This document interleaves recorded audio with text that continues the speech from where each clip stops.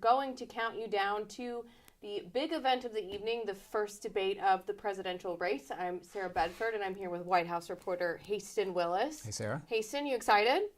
Absolutely. This is the event we've all been waiting for. It's coming a lot earlier this year, and I'm personally glad. That's right. I think, all eyes will obviously be, on Joe Biden. We were just talking on camera. I'm going to make you say it again off camera about how the stakes tonight might be a little bit higher for Joe Biden. A lot of people tuning in to see for potentially just his stylistic performance more than anything else. I think so, yeah. The people I was talking to earlier today, and this is kind of gels on my own thoughts on this, the stakes are definitely higher for Biden than Trump. One guy that I talked to today even told me if Donald Trump has a senior moment tonight, people may not even notice. If Joe Biden has a senior moment tonight, it's going to be a big deal, maybe the only thing people are talking about tomorrow and going forward.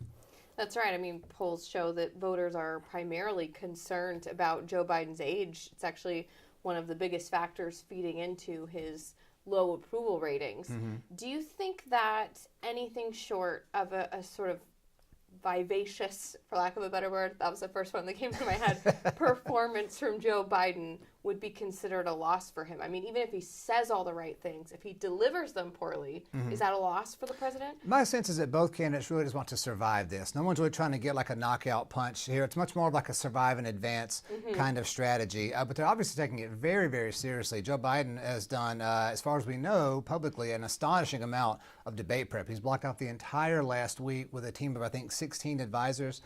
Nothing but preparing for this. So he should be definitely coached up. We'll see how it goes for him. For Donald Trump, I think the bar is also pretty low. If he doesn't scream like a maniac at Joe Biden and the structure of the debate will prevent some of that, he might be perceived as having a good night as well. What do you think a good night for Donald Trump looks like? Yeah, I think so. Same thing. He's going to be trying to just kind of survive in advance. He's definitely going to try to get some haymakers, get some one-liners in on Biden. What's interesting, this issue of they're not going to be able to speak over each other, having mics cut, that's going to be a really big deal. I mean, both of them, if you look at, historically, debates are often remembered for like one moment. There's this famous one-liner, like Ronald Reagan is there you go again. People still remember that from the 80s. Both of these guys, some of the most famous lines have come off the cuff like this, right? You had Trump, Hillary Clinton saying in 2016, we're so glad that President Trump or Donald Trump is not going to be in charge of the presidential government. And he says, that's because you'd be in jail. And the crowd started yelling. It was a big moment. Yeah. And then 2020, Joe Biden's biggest moment, one of the only things people still remember from those 2020 debates, was when Donald Trump was talking so much, interrupting him. And Joe Biden said, will you shut up, man? I mean, that was a great line. Yeah. They're not going to be able to do that, it seems like, based on this rules format. I have this theory. And I don't know if I actually personally agree with it. It's just a theory that I've thought about in my head. Tell me what you think about it. Okay, yeah, go ahead. So Donald Trump, the networks don't carry him live anymore, right?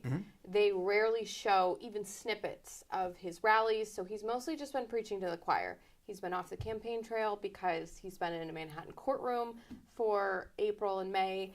And so Donald Trump, for a lot of voters, is kind of like a caricature trapped in amber. Like their image of Donald Trump dates back to a time when he was in the public eye, maybe a couple of years ago, and he might be the living, breathing Donald Trump is relatively unfamiliar to a broad audience. Yeah. Do you think if he manages to perform calmer and more presidential than the caricature that people remember, that could give him a big boost, even if it isn't like a fireworks kind of night for him? Yeah, I definitely think so. I would imagine his people coaching him, to the extent he has people coaching him, he's Trump. Who can coach him, really? Who can coach Trump. But I think he understands, he talked to our own Byron York, I think last week, that he needs to be more calm, come across as more presidential, not like he did that first 2020 debate. He definitely wants to come across as more of a calm person. And really, even compared to 2016, I don't think his campaign is really putting this out there, but I feel like he has been just more disciplined, more on message. He's talking about immigration, inflation,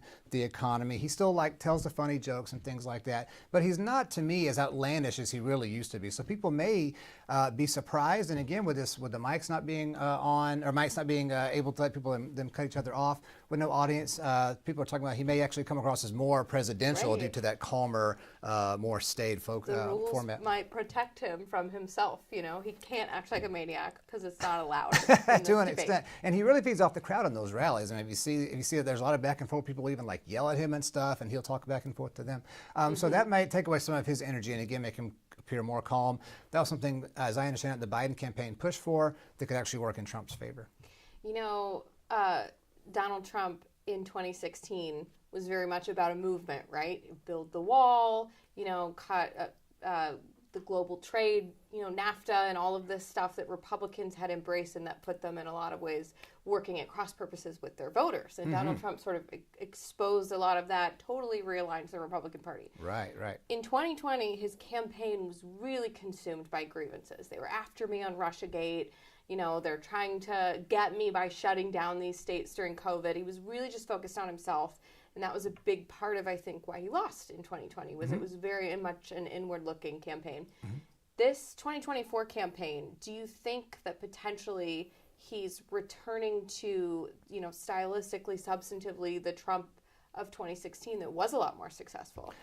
I do think that, and I think a lot of it actually is some of these factors that are beyond his control. If you look at the 2020 debates, which I watched both of them earlier this week because I'm a political person and does this kind of thing, but I was really astonished. People forget, I think already, just how much 2020 was about the pandemic, especially the second debate. Every question was either about the pandemic or sort of related to the pandemic one way or the other. The very first thing that Joe Biden said in that debate, he said there are 220,000 people who have died from COVID. If you're president and then people have died since you've been in office, you shouldn't be president anymore. He said, if you don't remember anything else I say tonight, remember that. He clearly wanted to get that out there and hit Donald Trump with that right away. It worked, right? He won the election. That's not going to be a factor anymore, obviously. We're back to just regular bread and butter stuff. It's more Trump friendly. Immigration, inflation. Trump can talk about his term. I think it's what you're going to hear him say a lot. I was president before. We had a good economy. Things were successful. The border was secure. You're going to hear him, get more into that and not to focus on COVID and dying and death. Right. How do you think that Joe Biden can navigate the fact that, on the one hand, touting his record is really the only card he has to play, but on the other hand, there's dissatisfaction with the way just about everything is going across every policy issue. So how does Joe Biden thread that needle tonight? Yeah, I think he's got a lot of weaknesses when it comes to immigration. He's sort of trying to play both sides now, trying to say that he's going more strong on the border while still being more humane. Inflation, there was this letter that came out from like 17 Nobel Prize winners saying that Trump's going to be worse for inflation. I imagine Biden's going to bring that up. The one thing that Biden has that could be kind of a saving grace for him is the issue of abortion. That's one where Trump is probably weak or vulnerable. He has really been kind of wishy-washy on that, kind of not willing to take a firm stance, doing this sort of states' rights thing. I imagine you're going to hear Biden a lot return to the issue of abortion, trying to hang that around Donald Trump's neck. You want a national ban, or if you don't, what is it you do want? That's the issue he's going to go after. But every other issue, like you're saying, I think is going to be in Donald Trump's favor. Well, Haisten, thank you so much for joining us here tonight. You can catch the CNN presidential debate simulcast on WashingtonExaminer.com.